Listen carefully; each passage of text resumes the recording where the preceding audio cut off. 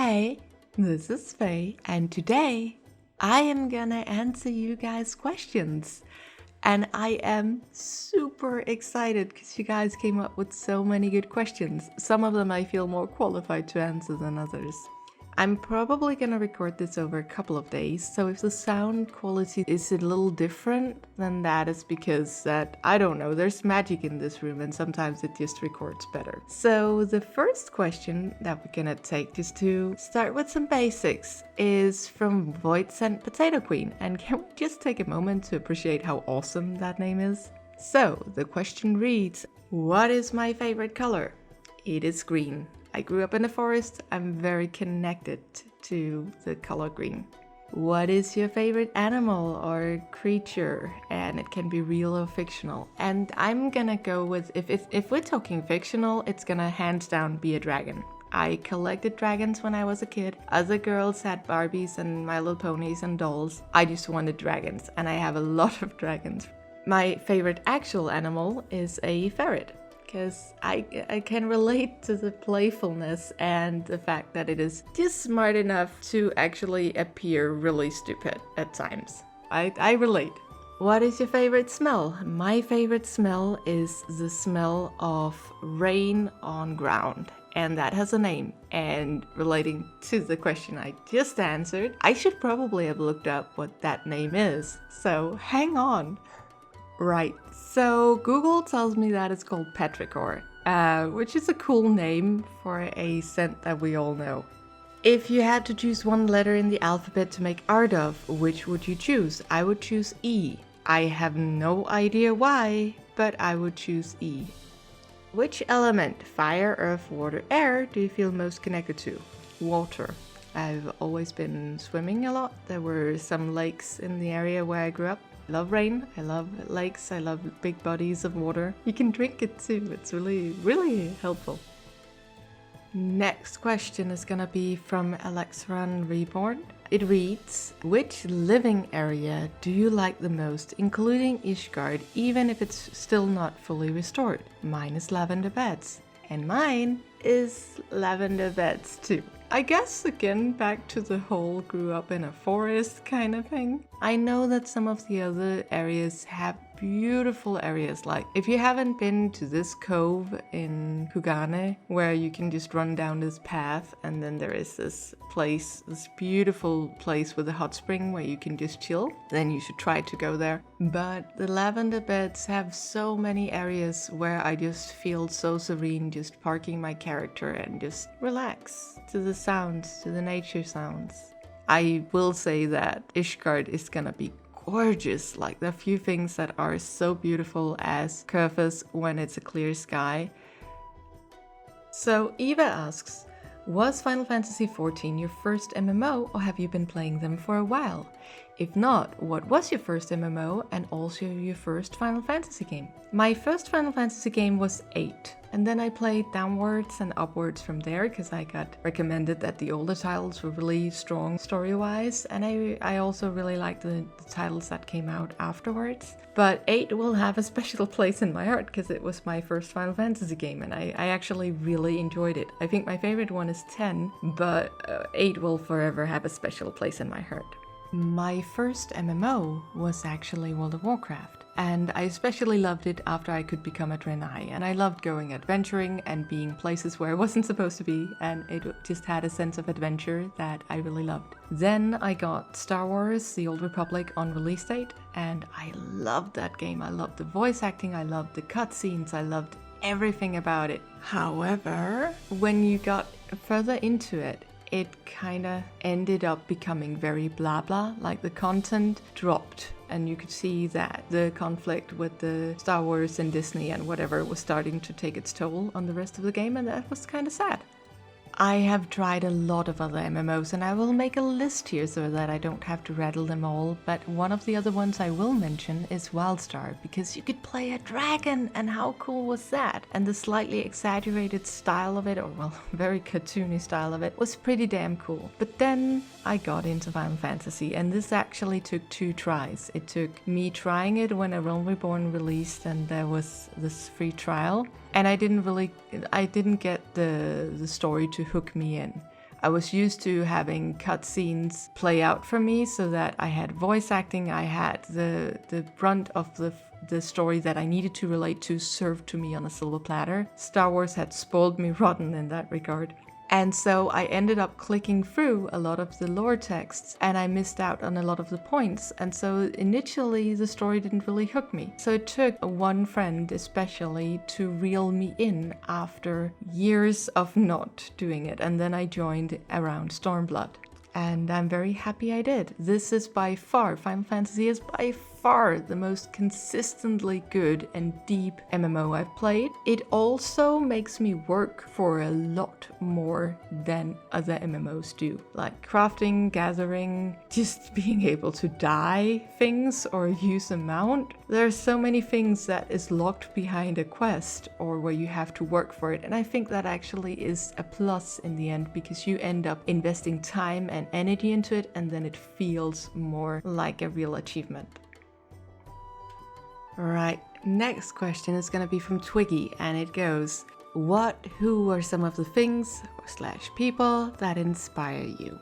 I have a long list here, but just going off of the ones that are on the shelf behind me or have really helped me through some interesting dark places in my life, I would say Teri Pratchett, Neil Gaiman, because they showed me that you can mix wisdom with wit and you can mix humor with insight, and that can make everything so much more beautiful and easy to relate to, I guess. Looking at the world a little bit crookedly and having a brain that is, I guess, very laterally thinking or however that goes, can sometimes be a blessing more than a curse. And sometimes feeling like you are the crazy person in the group actually makes you the most sane and you see things that other people don't. And then George Carlin, because everybody has to have a grumpy old goat in their lives. That is just the embodiment of your naysaying side, and for me, that is him. So,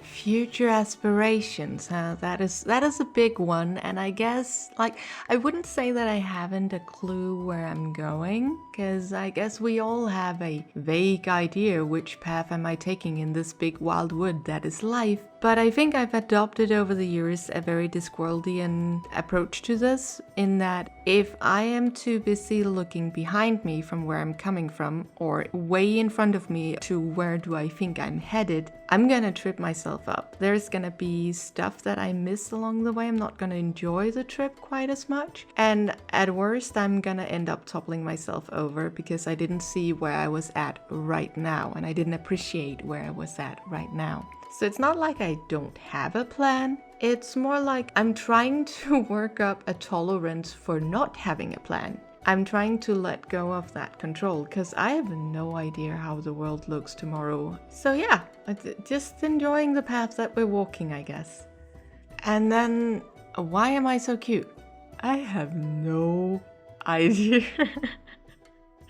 I don't even know if I'm cute or annoying half the time. And I guess I've just let go of caring. So if you think I'm cute, awesome, thank you. But I have no idea. Great answer, Faye. Next question. Skye asks, which piece of subject of lore, it can be any size, from one-off NPC line to an entire area of history, would you want to influence a substantial piece of content in the future? As in expansion story or maybe a job quest? And this question aligns very neatly with Mreid's second question. What's one thing you wish you knew more about in the world of Final Fantasy XIV, but the game just hasn't told us enough yet? And I have two. One is Galmora.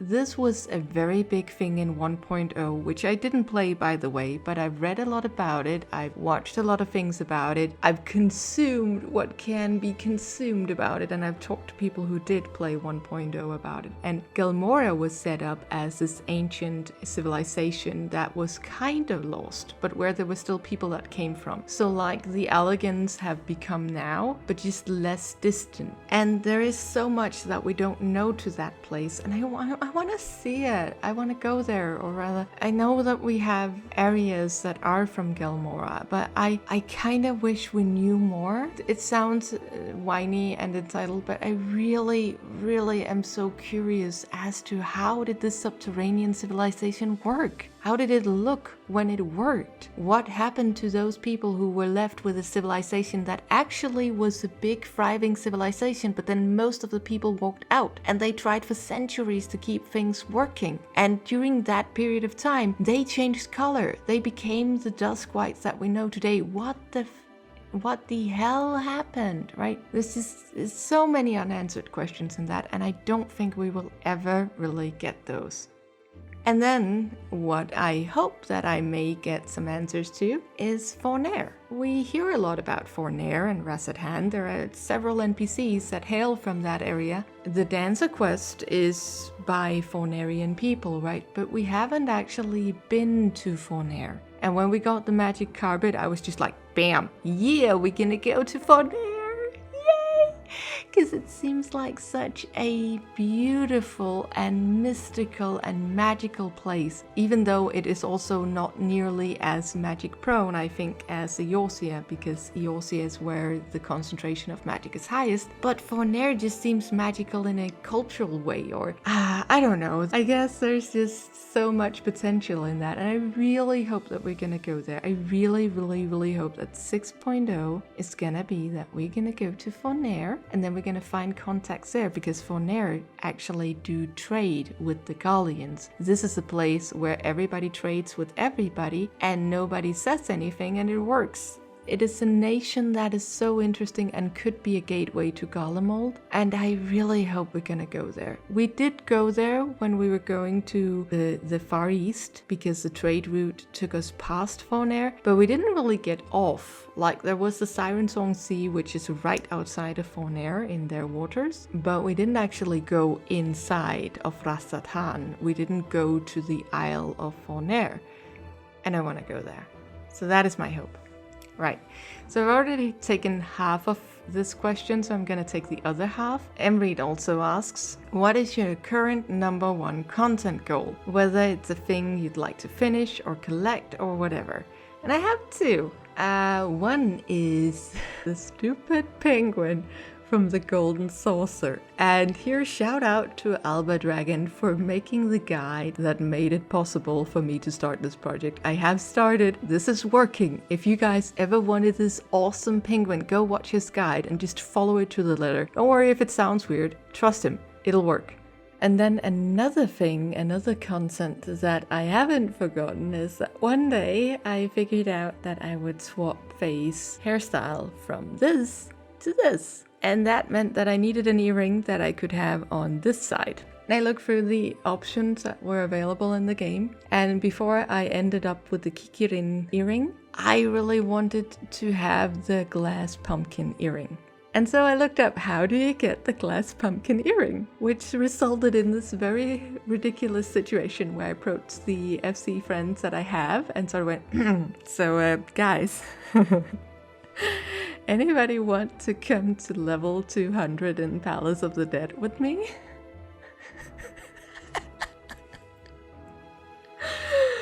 And I have the most patient friends, I swear. And I'm pretty sure that one day we are gonna do that. We may even record it if anybody has any interest in seeing how I got the title The Minesweeper, because I'm really good at finding the traps in Palace of the Dead. So I don't know, with my luck stat, I'm not sure it's gonna be very easy to actually do Palace of the Dead to level 200, but it is still a project and it's still an aspiration of mine. Right, so I mentioned him before with the penguin guide, but AlbaDragon actually also asked me a question, which is, what is your favorite story arc from any expansion in Final Fantasy XIV that got you the most emotionally? And for me, in a way, that is two different questions, because there's so many good story arcs that I have enjoyed for very various reasons. And then there are some that have gotten me really, really emotional. So I'm gonna mention some things here, and spoiler warning. I will put sort of, this is where it starts and this is where it ends. So I hope that anybody who has not finished the current content, step away now. Okay? So here be spoilers.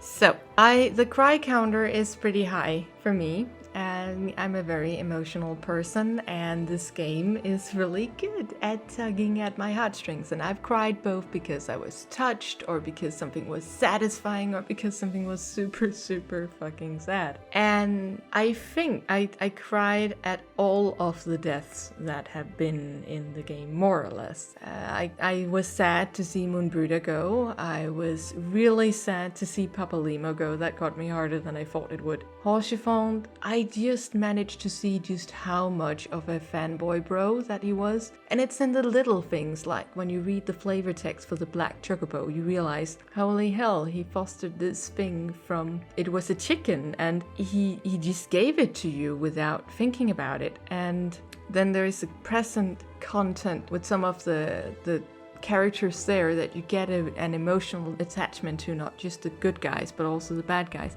And then there's me, who will acknowledge that all of these Heavensward and especially Shadowbringers are superior story arcs, but the one that got me to yell the most and cry the most and be upset the longest and argue with my screen was the death of Gosetsu.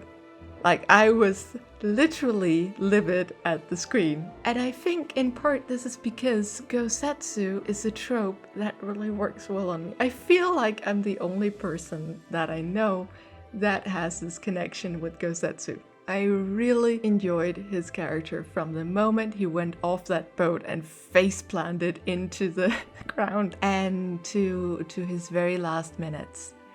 And then he came back, and I was a little ambivalent about that, because part of me was just like, yes, he's alive. And another part of me was like, the other ending had been a better ending for him. Also as a character, he would have been happier dying in that situation than living through what he had to live through. I hope that you pick up the character again and do something with him, but honestly, he was and still is a great character, but his apparent death is the one that got me the most emotionally. And I think I'm the only person in the game that feels that way. Right. Ostyo asks, why do you play an Elezen? And that is actually a really good question, because Elezens are really hard to dress and to make look cute or feminine or even like badass warriors. Like, it can be done, but it does take a lot more effort than some of the other races. And they just seem weird. Their proportions are weird. A lot of people say they have too small heads or their bodies are too long-limbed. And this works fine for the males, by the way, because they look like something out of an 80s anime, but it does not look quite as well on the females, which is why I think that for a long time I was one of the few people who played an Elezen. I didn't make one straight away. I tried a couple of other races, and I'll get back to that later. But then eventually I wanted something that was more elf-like. I've always loved elves. And I wanted something that was like this creature out of a wooden area. My little fairy girl, I guess. And I spent a lot of time in the character creator trying to make something that I could relate to and embodied what I had envisioned for her. Kanata asks, what race would you have picked in Final Fantasy XIV if Elezen wasn't an option? And when I joined back when the A Realm Reborn released and I tried the free trial, I made a cat girl. But when I really joined back in Stormblood, I made an Aura. Because dragons, right? And I made this cool ass looking dragon, and I thought this is gonna be awesome, and I'm gonna feel like this awesome dragon lady. And then you come out and you realize that compared to everybody else's height, you are just this tiny waifu. And that was not the kind of dragon I wanted to have. So I went Rogadin for a long while. Actually finished up until Stormblood with Rogadin main. And then I made my first ult while I was playing her because I could feel like I loved how she looked and how she played, but I didn't really connect with her so much. And then I made Faye. Do you have any hobbies except for Final Fantasy XIV and drawing? And if not, which hobbies would you like to pick up / looks interesting to you? I think I will borrow Kakashi's immortal words here and say hobbies. I have many. Time, I do not. So I used to play music. I don't have the time for that anymore. I used to draw a lot more than I do now, but I'm getting back into it. I watch a lot of anime and I watch a lot of series. I also really love to write stuff, and that can be anything from short stories to slightly larger stories to roleplays to anything, as long as it is just, I guess, making shit up as I go along. Love reading whenever I get the time for it and sit down for it, and these lore videos have actually been a bit of a boon because it has sort of forced me to sit down and read, which is awesome. Yeah. How did you get into Final Fantasy XIV? Well, I tried it back at A Realm Reborn before Heaven's Word was a thing. And because I came straight out of other games, I didn't really have the investment into it. And I think I clicked through a lot. So it took a very insistent friend to say, hey, you know what? Star Wars is kind of dying. You have said several times that the content that they make right now is shit. Why don't you come over and try this? You love Final Fantasy, you will love this game. And I was just like, yeah, but I don't know, does it have any lore? And I mean, thinking about it now, it is just a ridiculous notion that Final Fantasy XIV shouldn't have any lore. But the thing is, I couldn't spot it. Like, it's so ingrained into the world, it's so massive, that it's actually hard to spot. This was literally me not being able to see the forest for all of the trees. So yeah, a very insistent friend who knew me from Star Wars dragged me over. Super thankful to you, Mike. Thank you. Commissions when? I don't know. Maybe I will actually do commissions at one point or another, but right now I'm just working back up my skills at drawing. I have taken a big hiatus. It's hiatus, right? I've taken a big hiatus from drawing, so working my skills back up is a bit of a trial. Lenox also asked how I got into Final Fantasy XIV, and that has been kind of answered, but that means that I can dedicate a little bit more time to what keeps me playing. The breadth of the content, I can do so many different things, which also leans up to another comment left by Itachi about he wants to see 1,000 different things that you can do in the game. I will probably try to make a video of different content that you can do in the game, because this is one of the things that I really adore about Final Fantasy XIV, is the fact that you have so many different things that you can do. If you want to do content, you can run the MSQ. If you're done with the MSQ, you can level alternative jobs on the very same character. If you've done that, there's crafting. And then there are the many different minigames and many different side quests, and just the games that we also made for ourselves, and the friends that we make, and the content that we throw ourselves at that we don't have a handle on. Sure, I'll make a video, not necessarily making it to 1,000 different pieces of content that you can make in the game. And that is not because I can't find 1,000 different things that I can do in the game, because I'm pretty sure I can. It's because I can't make a video that wouldn't become super massive long from it. What are your favorite classes / jobs? I am gonna answer something that will surprise people, I think, because that is gonna be Bard. And as you can see here on my list over classes, I have listed this as not DPS. And this is because at this point, Bard really doesn't have a lot of DPS to it. Or it's gotten better. It has actually gotten better now. But right after they introduced Dancer, Bard got nerfed hard. I was so sad because it feels so good to play Bard. You feel so sprightly and so bouncy, and so you feel like you're doing something. I like Bard. Bard was a great job. After that, Summoner. Summoner is a really lovely class. I want to get into Black Mage and I'm really trying, but I often end up doing Summoner simply because it is very easy to me. I main Dragoon all the way up until Stormblood. So I guess Bard / Dragoon, but the job I play the most is Summoner. Qyorria, who is another fellow content creator in the Final Fantasy community and who makes videos. He's a great guy, but he asks, I was wondering, seeing how much your drawing and sketches are so high quality work, is it something you do for a living? And it is not. And I'm pretty happy it's not. I don't have an education in this. I've always loved drawing, and I think it's very important when I have a hobby that I really love that I keep it as a hobby. Because the moment I start taking payment for something, I manage to set very high standards for that piece of work that I have to do. Then it kind of stops being quite so amusing to me, I think. So yeah, it is not my job. I'm not a professional artist like at all, and I also have no aspirations of becoming that. Felipe asks if I edit these videos myself, and yeah, I do. I have had to learn how to do that, which is not always easy, and there are a lot of times where I wish I could do things better, but I simply haven't learned how. So this is a learning experience for me. When did I start playing Final Fantasy? I started in the winter of 2017 and the beginning of 2018 for reals. But as I mentioned earlier, I tried before with the free trial, didn't really get into the story, so yeah, 2 tries.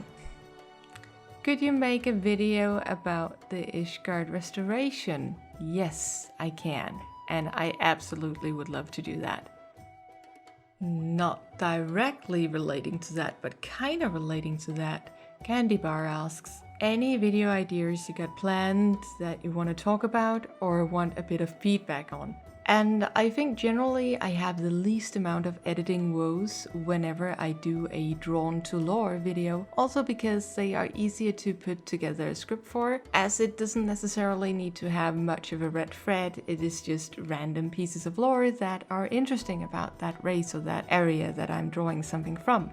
So I guess I'm hoping that that would be something people would be interested in. I have both Mikote's and Larlarlade's lined up, and I think that there is great and interesting lore to that. But there are also areas like, for instance, Ishgard that has a lot of lore that is still left unexplored. So I guess if I wanted any feedback on anything, it is right now I'm leaning more towards making lore videos than guild videos. I know that the guild videos are more interesting to a broader audience and more relevant to a broader audience, but the lore videos are really interesting for me to make, and if they are interesting for you guys to watch, then I'm hoping that that will also keep you guys entertained. But also things like, would you guys be interested in watching like stuff from our raid progging, or I mentioned before the Palace of the Dead run or stuff like that? Because I don't know how much that is interesting to you guys, but I do know that I enjoy watching other content creators do that. It's probably not going to be as relaxing as soothing as me just talking and rambling.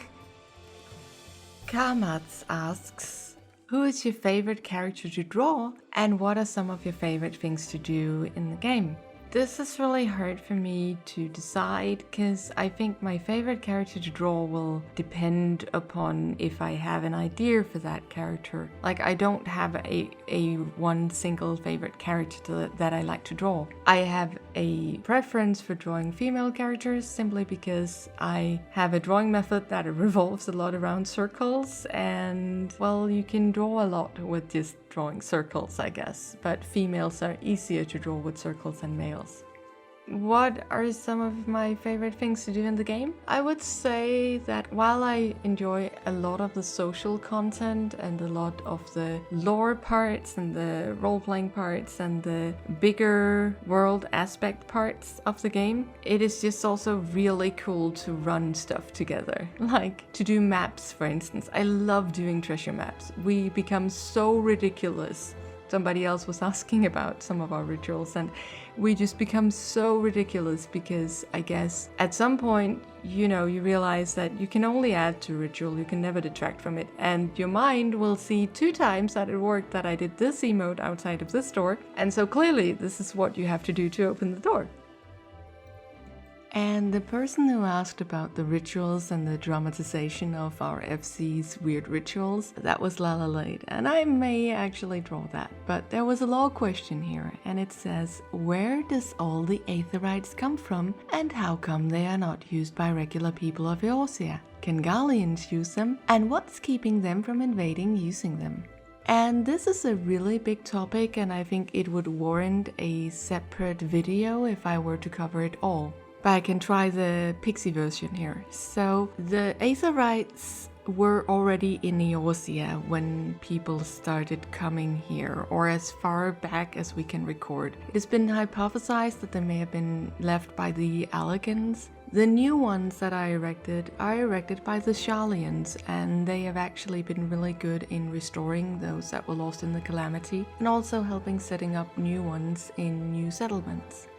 Common people cannot use the Aetherytes because how they work is that you dissolve yourself into ethereal mist, and then the soul, which cannot be broken down, travels instantly from one beacon to another beacon, and then you reassemble yourself. And this takes a lot of life source, this takes a lot of, the resource back in 1.0 was called anima, and you had a set amount of anima per day, and then you used that on your teleportation. Now we just pay the fee. But I think the idea of the anima is really good because it's sort of it's sort of the shit that keeps you together, right? It's sort of how together, how collected are you as a person, or how strong are you as a soul in a way. And so it's only a small percentage of the population that can actually do teleportation between Aetherytes. And a lot of people do get aether sick and need to rest, or can sustain it over longer distances or longer periods of time.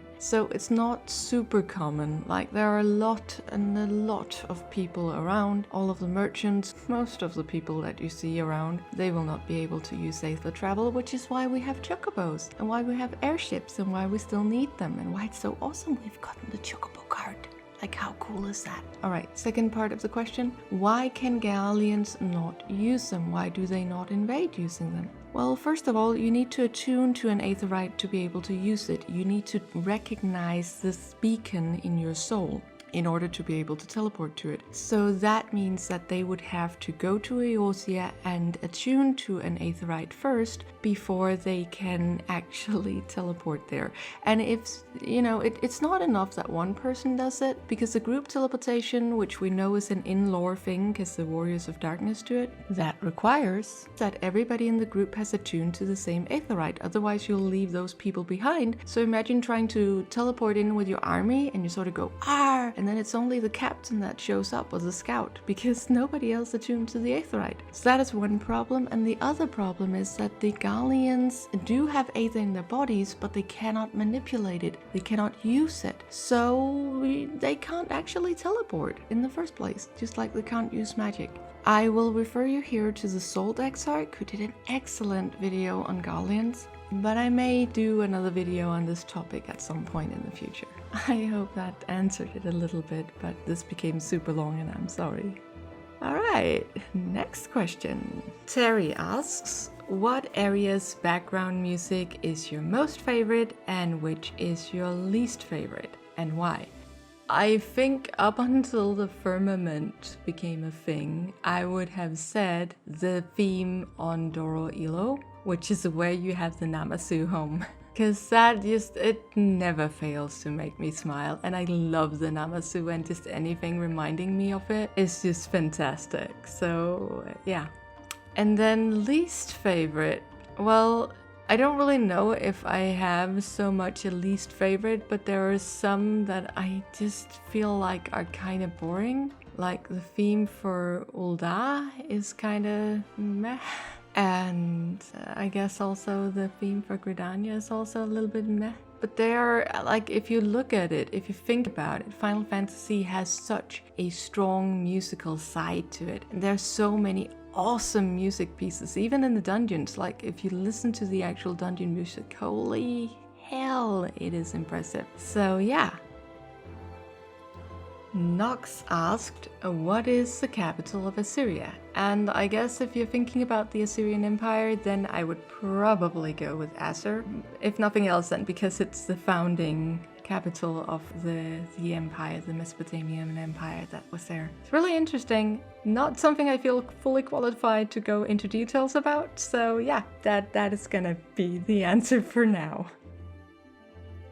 Dritos asks, what is your favorite thing to do in Final Fantasy XIV, and what is your fondest Final Fantasy XIV memory you're willing to share? My favorite thing to do will depend upon the day, because I really love a lot of different things. I love doing PvE content, I love going glam hunting, I love just hanging out and chilling. I even love doing PvP if I'm on a call with some people, and it doesn't matter if we're not on the same team, then we'll just go out of our way to be assholes to each other. But I think my fondest memory... Oh boy, I could make a whole video about fondest memories, but I'll just mention one or two here. I really loved when we tackled Titania, the EX trial, and Memoria Miseri. That one. The relic one. Because that was just a lot of fun, a lot of hard fun. Fun doesn't need to just be fun, it can also be hard fun, and that was definitely hard fun, and that was fun. I am making so much sense right now, but I'll probably make a video about treasured memories, because I do have a lot. I'm just not quite sure how to rank them, and that will become super long. And guild methods for solo players and or small groups. Well, if you have enough to go treasure map hunting, then that is a really good way also to get gil. Otherwise, I have made some guides. I still think that Mutamix is a relevant way of getting gil. I still get a lot of gil from Mutamix, but also getting the resources that people need for the Ishgardian restoration. I mean, people want to finish that housing ward. So this video is gonna be super mega long, and if you are still around, I salute you and I applaud your endurance. I probably sent a couple of you to sleep because I do have a very soft voice. I am aware of that. Somebody very clever commented that this could be called ASMR. So if you use this to fall asleep, then sweet dreams, I guess. But otherwise, I'm just really happy that you gave this a listen. And thank you guys so much for asking the questions. It was super fun answering them. I don't know if I felt fully qualified to answer all of them, but hey, I gave it a shot. Take care. Thank you so much for watching, and have a really lovely day. Bye.